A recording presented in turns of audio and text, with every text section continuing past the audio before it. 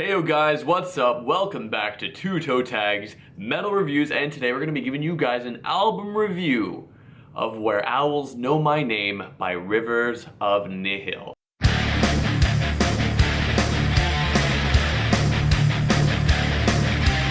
So, I didn't really know too much about this band for a while. Like, I never heard of them up until Vile told me to check out this album, and it came out in, what, March?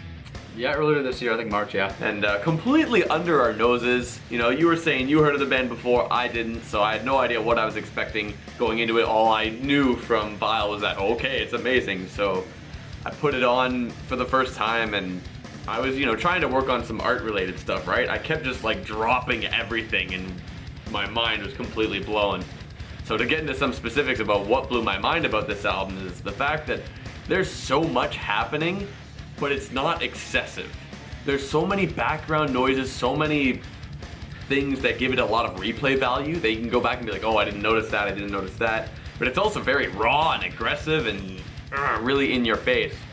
My favorite song, like my highest rated song, and I guess by extension my favorite, was track number 3, titled A Home.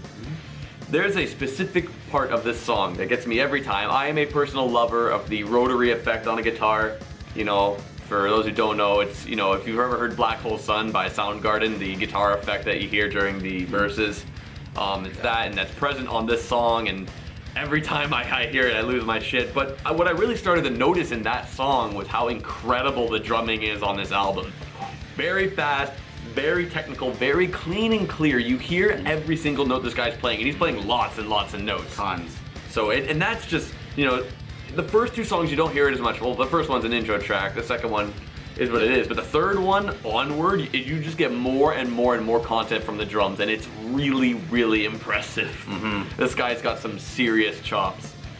Another great thing about this album is that it goes back and forth between really calm, quiet, collected, and just very open, and then very condensed with, as I said, so many notes happening at the same time. It's going back and forth, and you know, you'd think that would be very inconsistent of the album, but I think these guys do an incredible job of making it flow. Another song I'd like to talk about is the last one, Capricorn Agoratopia. Hope I said that right, but what's interesting about this song is that it is a perfect bookend to the album. It has callbacks of the first 2 songs, first one being Cancer Moonspeak, the other one being The Silent Life. Because you hear, you know, the quietness, the ambient sounds that you hear on the first track, and then when the band comes in, I think halfway through the song you hear it, it sounds similar to how the second track started. So it was a really interesting callback, and a nice fusion of the sounds, and a really good bookend to the album. And I just think it's incredible how emotionally this album is so driving. Another thing I really loved about it is how there are so many sounds that are very reserved. You know, that rotary effect I spoke of for track 3, you only hear on that song. You don't hear it anywhere else in the album.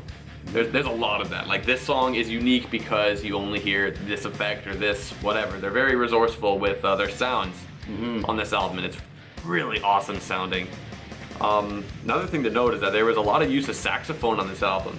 Yeah, a few songs, yeah. And what was interesting is when you first start to hear it, you're not sure, wait, what is that? But then the more you hear the solo starting for a saxophone, it's like, oh, it's a saxophone. It's done really well. I've only heard a saxophone on a metal album once before this, and that was from the Faceless on Autotheism. So it was a welcome surprise. Like, oh wow, you know, it's, you know, not too many people really do that, and this band did a fantastic job at it.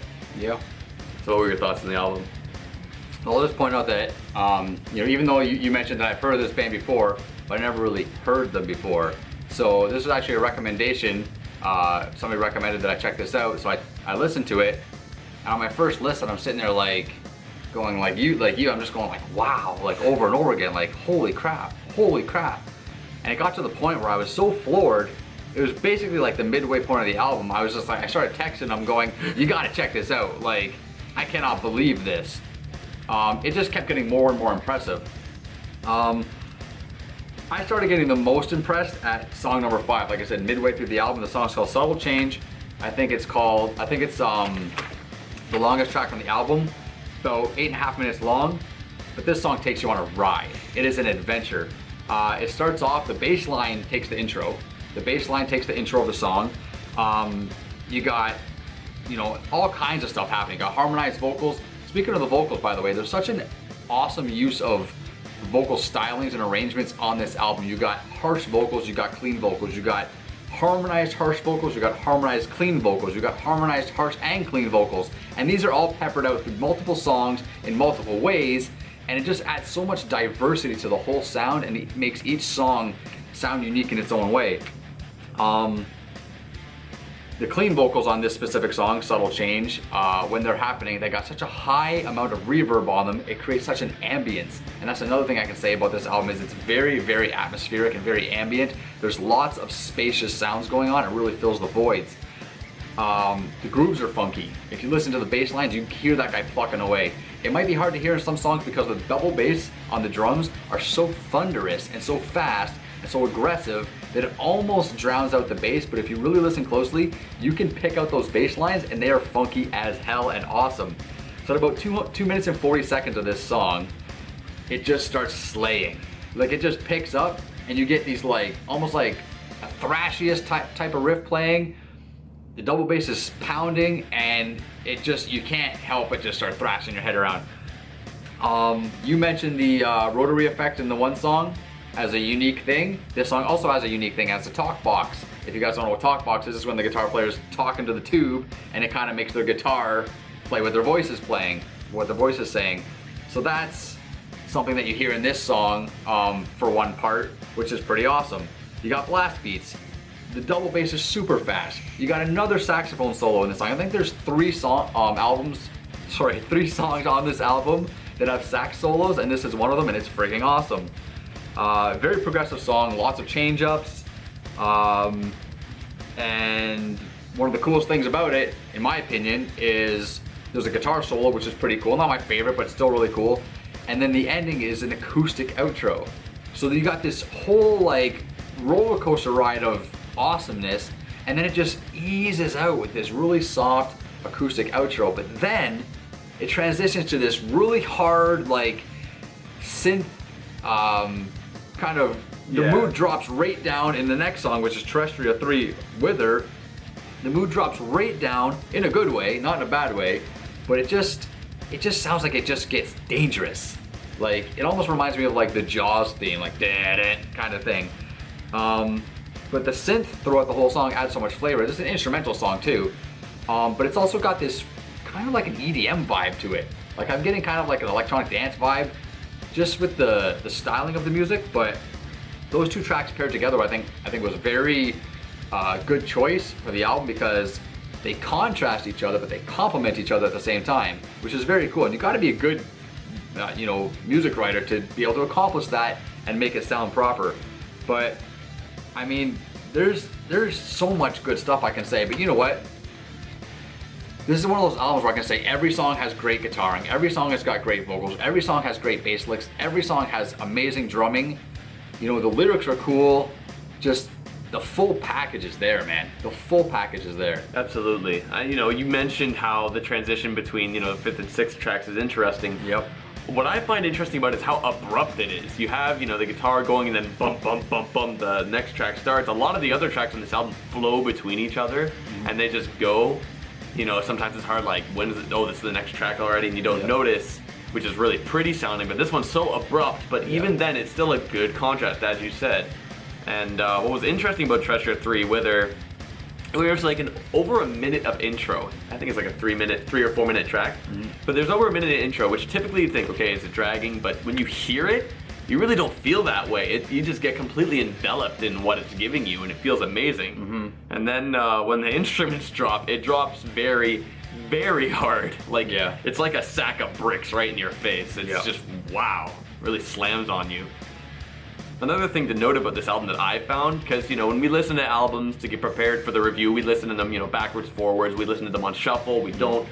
I find the best experience for this album is listening to it just from start to finish. In the proper order, yeah. Yeah, because I tried it on shuffle, and not to say that these songs are bad without the context, because they're great songs. It's just when you have the flow of them going through each other, it creates such a great musical narrative. It does. And I feel like the best way to listen to this album is just to go from start and just go through the whole thing. The album has excellent flow. Like, they really put these tracks in a perfect order.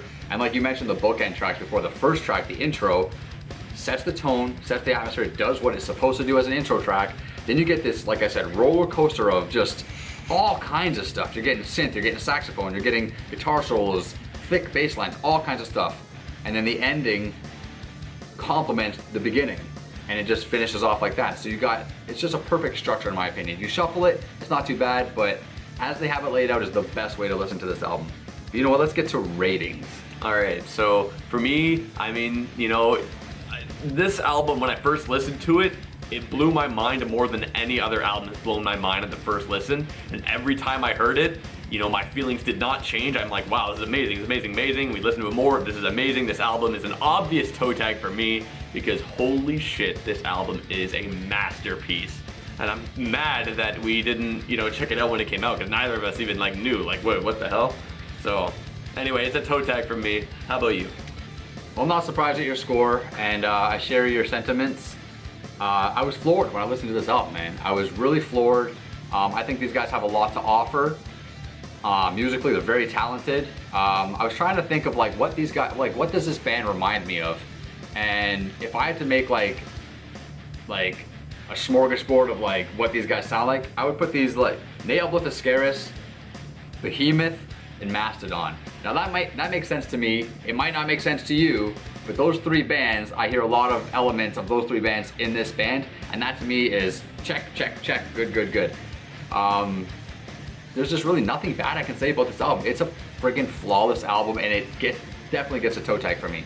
100% toe tag. This was an easy choice, very easy album to review. You guys have to check out Where Owls Know My Name by Rivers of Nihil. It is phenomenal. Yep, well deserving of 2 toe tags from us. Goes on our list of albums. Like he said, check this album out. Tell us what you think of this album in the comments, because you definitely heard it from us. This album's amazing. Like the video if you liked it. Subscribe if you're new to the channel. This album's a masterpiece once again. I'm TV Fish. And I'm Vile Self. I will see you guys later. Peace out.